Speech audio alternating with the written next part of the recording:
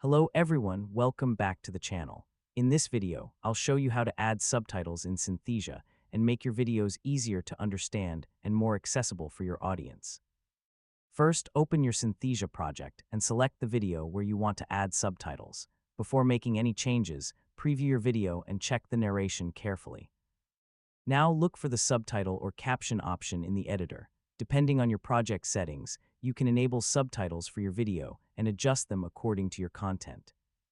Subtitles should match the spoken narration as closely as possible. Review the generated text carefully and correct any spelling mistakes, incorrect words, numbers, or technical terms.